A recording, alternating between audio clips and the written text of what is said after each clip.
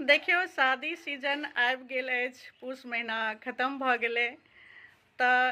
जिनका घरमे बेटी अछि, बुझलियै, आओर बेटी लए लड़का ताकि रहल छी विवाह दान करैके लेल, तऽ हम जे छै से एकटा बात साझा करऽ चाहै छी जे जब तक अहाँ लग बेटी अछि ने, हुनका बहुत प्रेमसँ, बहुत मान सम्मानसँ, बहुत दुलार प्यारसँ रखियौ। ओ जे विवाहसँ पहिलेवला समय छै ने, ओ ने बेटीके दुबारा आबै छै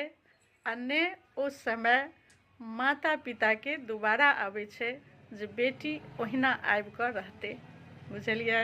वएह एकटा याद छै बेटीके जे माँ बाबूजी और पूरा परिवार, भाई बहन सब वएह समय याद कऽ कऽ जीवन बिताबै छै। भल ओ बेटी आबै छथिन विवाहके बाद, लेकिन 2 दिन 4 दिन 5 दिन 10 दिन रहि कऽ और आबै छै तहन तऽ बस होइ छै जे हमर सारा दुनिया आबि गेल, लेकिन जहन जाय लागै छै तऽ